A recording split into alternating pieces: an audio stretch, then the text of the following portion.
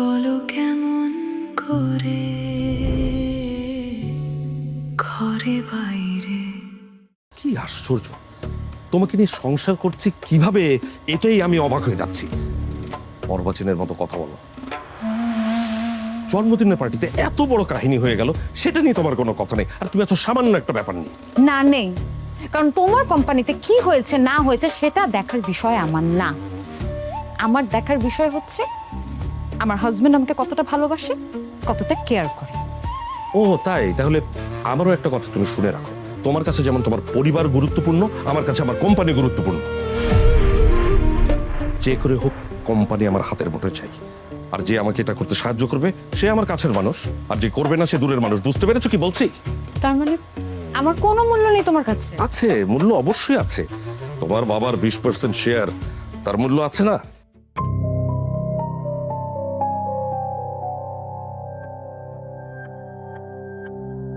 এখানে বাবার শেয়ার, ওটার সাথে আমার মূল্য থাকার কি সম্পর্ক?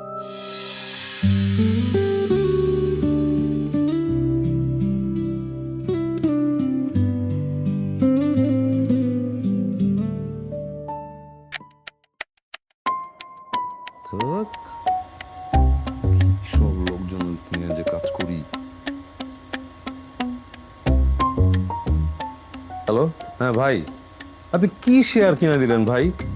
2 দিনে তো আমার ইনভেস্টমেন্ট পুরো 50% লস হয়ে গেল। না না না না ভাই, প্লিজ আপনি আমি বুঝতে পেরেছি আপনার কথা, আমি চাচ্ছি না আর রাখতে, আপনি ছেড়ে দেন। অলরেডি 50% আমি লসে আছি, আমি আর দেখতে চাই না। হ্যাঁ হ্যাঁ হ্যাঁ, যা শেয়ার আছে সব ছেড়ে দেন আপনি। ঠিক আছে, বিক্রি করে দেন। কি ব্যাপার, তুমি অফিসে না গিয়ে এখনো কি করছো? অফিসে যেয়ে আর কি হবে? মানে কি? একটু আগে বড় ভাইয়ের সাথে ঝগড়া করলো অফিসে যাওয়া নিয়ে, আর এখন বলতেছো অফিসে গিয়ে কি হবে? আরে ঝগড়া করেছি তো বড় ভাইয়ের পোস্ট নিয়ে, আমার অফিসে যাওয়া বা আমার পোস্ট নিয়ে তো কোনো সমস্যা হয়নি। সেটা যাই হোক, এখন বাবা যদি রুমে এসে দেখে তুমি অফিসে যাওনি, তাহলে কেমন হবে ব্যাপারটা? কেমন হবে আর? শোনো, আমি যে কাজ করি আমার ওই অফিসে যেতেই হবে এমন কোনো কথা নেই, বাসায় বসেও আমি আমার অফিসের কাজ করতে পারি। এখন কি অফিসের কাজ করছো? না। আচ্ছা, আমাকেই অফিসের কাজ করতে হবে কেন? আমার আন্ডারে লোকজন আছে না, ওদেরকে দিয়ে আমি অফিসের কাজ করাচ্ছি। আমি এখন ওই শেয়ারটা একটু দেখছিলাম। সমস্যা হয়েছে কি জানো, বড় ভাইয়া যদি ভবিষ্যতে এমডি থেকেই যায় তাহলে আমার কি হবে? আমি ঘরে বসে বসে ঘাস কাটবো, তখন তো আমি আরো বিপাকে পড়বো। এজন্য এখন থেকে কিছু কিছু করে টাকা সরিয়ে শেয়ারে রোল করছি। শুনো, তোমার দ্বারা এসব শেয়ার মার্কেট টার্গেট হবে না। শুনেছি লাস্ট মাসেও তুমি লস করছো। আচ্ছা, তুমি একটা কাজ কেন করো না? আমার ভাইয়ের সাথে কথা বললেই তো পারো, ও তো শেয়ার মার্কেটের এক্সপার্ট। তাই? তোমার ছোট ভাইকেই আমি গত মাসে ইনভেস্ট করেছিলাম, সে আমাকে আরো ডুবিয়েছে, পুরোটাই লস করিয়েছে, আর তুমি বলছো এক্সপার্ট। এই যে নাম নিতে নিতে তোমার ভাইয়ের কল। হ্যাঁ শালা বাবু, বলো কি অবস্থা? রনককে বলো একটু পরে আমাকে কল করতে। আচ্ছা শোনো, তোমার আপা বলেছে একটু পরে কল দিতে ওকে, হ্যাঁ? আর এখন বলো আমাকে কেন কল করেছো? দুলা ভাই, আপনার জন্য একটা গুড নিউজ আছে। একটা ভালো শেয়ারের খবর পাইছি, কিনবেন নাকি? না না না না শালা বাবু, আমি এই এখন আর কোনো শেয়ার টেয়ারের মধ্যে নেই। আরে 2 দিন আগে একটা শেয়ার কিনেছিলাম, 50% লস হয়ে গেছে আমার অলরেডি। আমি ফোন করে বলেছি আমার সব শেয়ার বিক্রি করে দিতে, এখন আর আমি নতুন করে ঝামেলা ঢুকতে চাচ্ছি না। তাই নাকি? আচ্ছা, দ্রুত চলে আসেন, আপনার 50% লসের টাকা আমি 200% প্রফিট বানাই দিচ্ছি। মানে আসলেই? দুলা ভাই, আপা কি আপনার এখনো পাশে আছে? হ্যাঁ। তাহলে বলা যাবে না, আপনি দ্রুত চলে আসেন। এমন জায়গায় আপনাকে নিয়ে যাব, মজমাস্তি করবেন, আবার টাকাও কামাইবেন। দ্রুত চলে আসেন। সিরিয়াসলি? লস যদি কভার হয় তাহলে কিন্তু আমি আসতেছি। হ্যাঁ, এক কাজ করো, তুমি আমাকে লোকেশনটা পাঠিয়ে দাও, আমি আধা ঘন্টা থেকে 15 ঘন্টার মধ্যে আসতেছি আমি।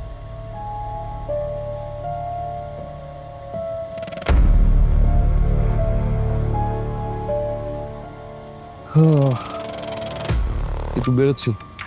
কি হলো, কোথায় যাচ্ছ? আশ্চর্য তো, আমি ঘরে বসে কাজ করছিলাম, সেটা তোমার ভালো লাগলো না। তুমি আমাকে জিজ্ঞেস করছো আমি অফিসে যাচ্ছি না কেন, বেরোচ্ছি না কেন, এখন আবার কাজে বের হচ্ছি, এখন আবার বলছো বাইরে যাচ্ছি কেন। তুমি আগে নিজে ঠিক করো তুমি কি চাও, আমি ঘরে বসে কাজ করব না বাইরে যাব? ঠিক আছে, বাইরে যাও, বাইরে যে কাজ করলে মন ভালো থাকবে। ঠিক আছে।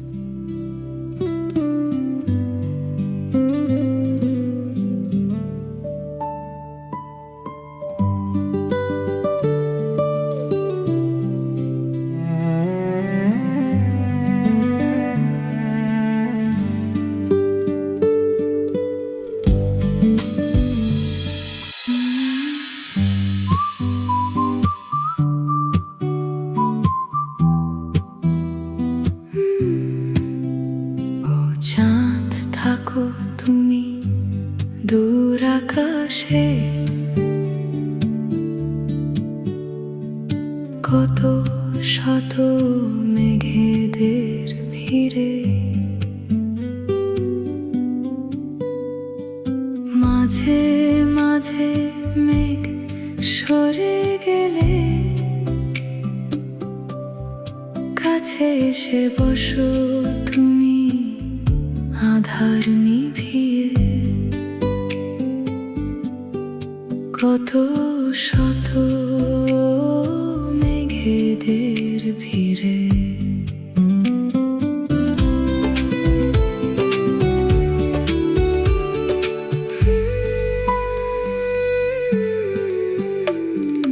মনের ভিতর দিয়ে কতদিন গেছো দূরে চলে,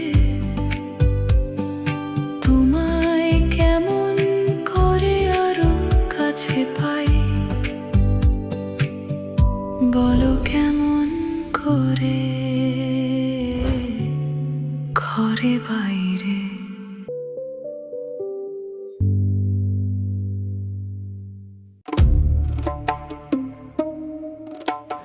May I come in, sir? Yes, come in.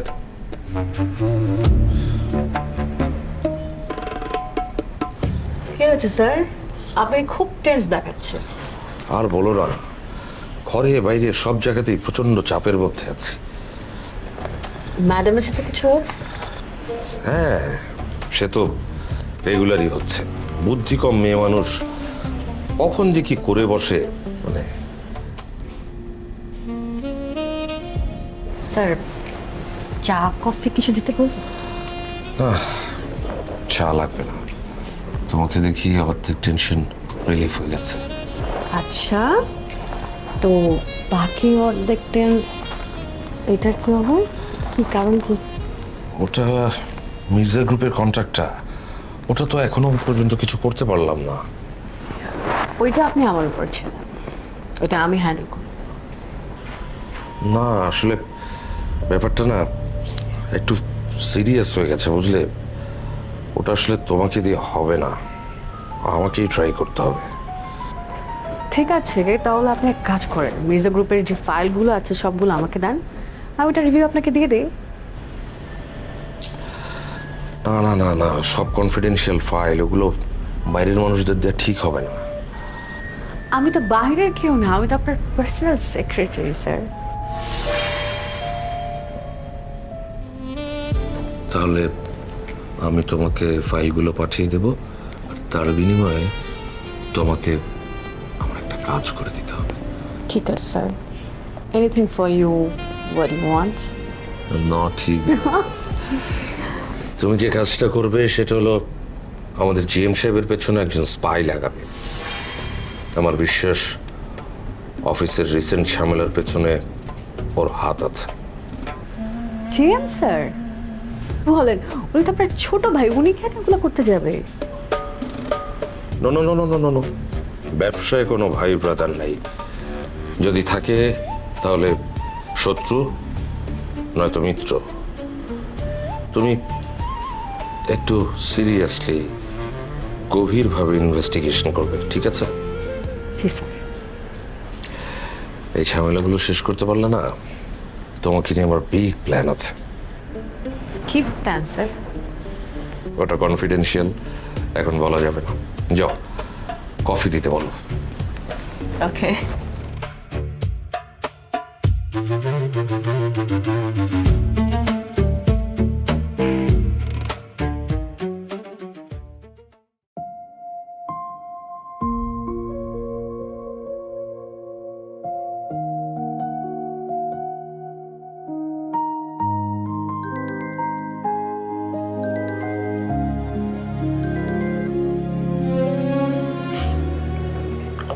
Hello.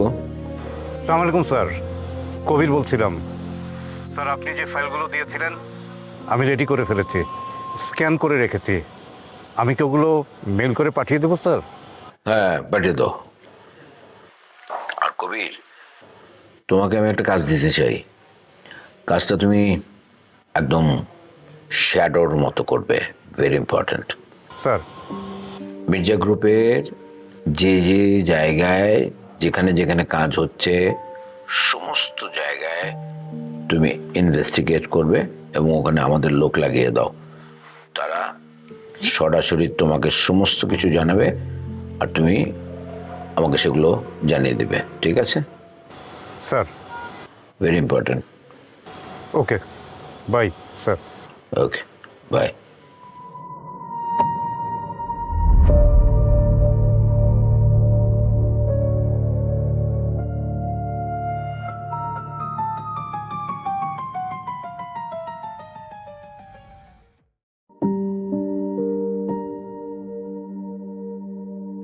দাদা ভাই, এটা হচ্ছে টাকার গোনা। নিচে তো দেখলেন জুয়া খেলা চলতেছে।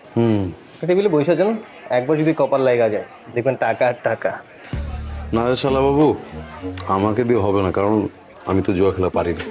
তাছাড়া তোমার বোন যদি খালি টের পায় যে আমি জুয়া খেলেছি, আমাকে একদম খবর করে চালবে। দাদা ভাই, খেলা শেখা লাগে না, কপাল লাগে, বুঝলেন? আর আমরা এখানে জুয়া খেলতে আসিনি। এই হচ্ছে পাবেল ভাই, তার সাথে পরিচয় করানোর জন্য আমি এসেছি।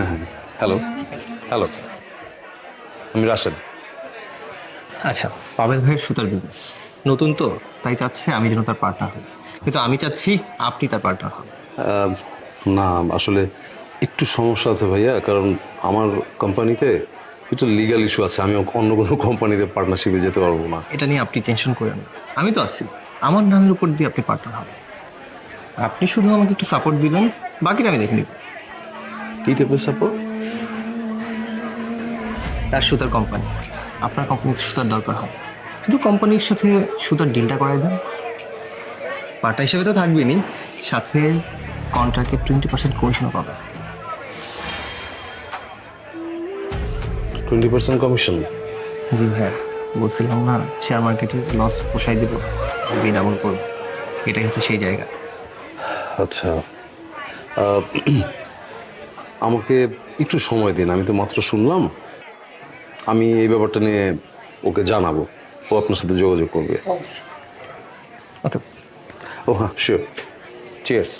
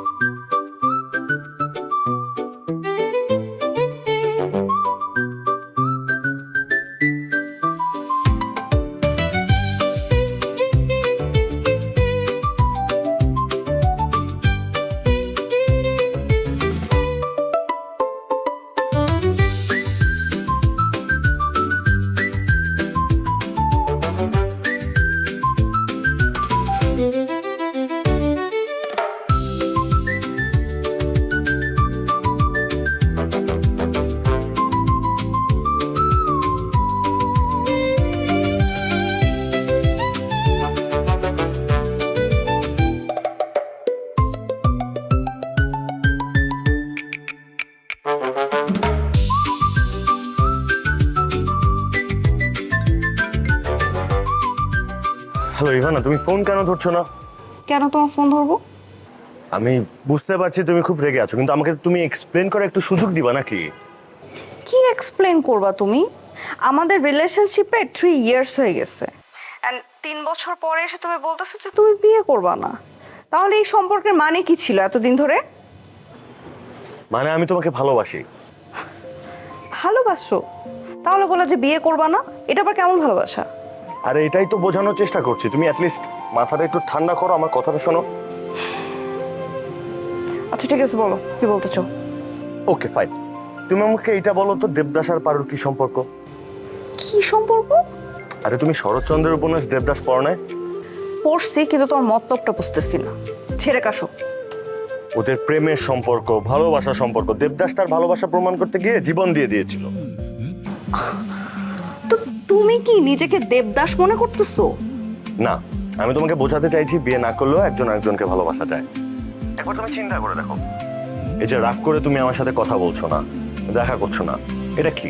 এটাকে বলা হয় ব্যক্তি স্বাধীনতা। আমাদের যদি বিয়ে হতো তুমি কি এটা পারতা না? কি হতো, বাবা অথবা ফুপি চলে আসতো, তোমাকে বাসায় নিয়ে যেত, তুমি না চাইলেও রাতে আমার সাথে একই ঘরে ঘুমাতে হতো। এটা এক ধরনের দাস প্রথা। শোনো, বিয়ে হলো সামাজিক দাস প্রথার একটা চুক্তি। আচ্ছা শোনো সজীব, একটু থামো।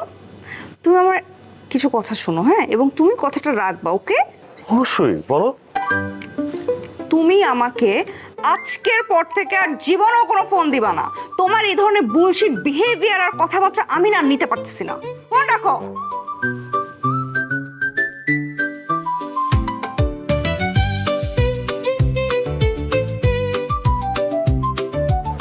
ইভানা, এই ইভানা,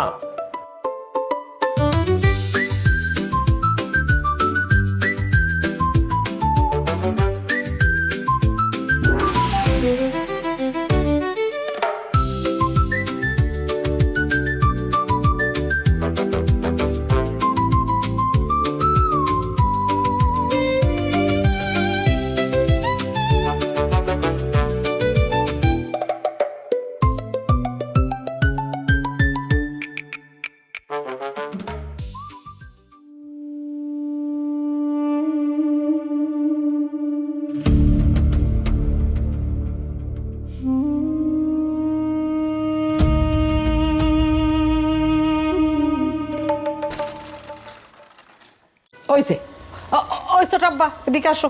তোমার সাথে কথা বলার জন্য আমরা সবাই বসে আছি, আসো। কি রে, কি এটা? ও, এটা কিছু না, পার্সোনাল জিনিস। আচ্ছা, তুই এত রাত পর্যন্ত কোথায় থাকিস বলতো? আমরা সবাই তোর জন্য কতক্ষণ ধরে ওয়েট করছি, একটু কথা বলবো। নেশা পানি করো না তো আবার? এই, কি বাসের কথা কই? ওলাটা আসছেই, তারে বসতে দাও, আসো। না না ফুপি, বলতে দাও। অ্যাটলিস্ট জিজ্ঞেস করছে, শুনতে ভালো লাগছে, কিন্তু এই জিজ্ঞেস করার পিছনে আসলে মতলবটা কি সেটা আমি একটু জানতে চাই। এটা তুমি কি বললে? মতলব কেন থাকতে যাবে? আমরা কি এমনিতে তোমার ভালো মন্দ জানতে চাই না? যদি জানতে, তাহলে তো এটাও জানতে আমি কখন ঘরে ঢুকি, কোনো ড্রাগ নেই কি নেই না, কার সাথে ঘুরি। আরে বাবা, এই সহজ একটা জিনিস নিয়ে এত রিয়াক্ট করার তো কিছু নেই, তাই না? এই ফুপি, শুরু করো। ও শুরু করি, থামো। শোনো আব্বা, মিস্টার আনিস এডমিটেড,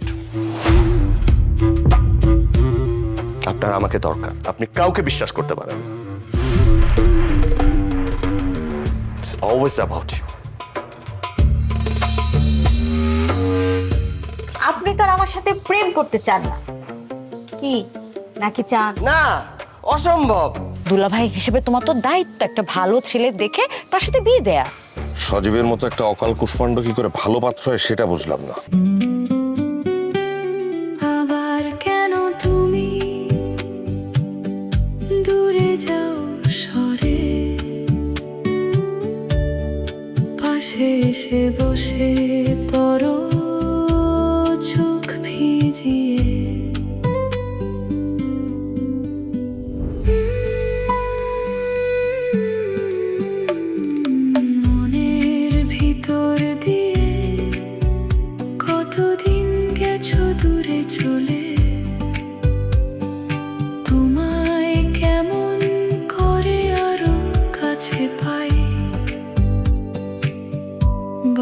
কেমন করে ঘরে বাইরে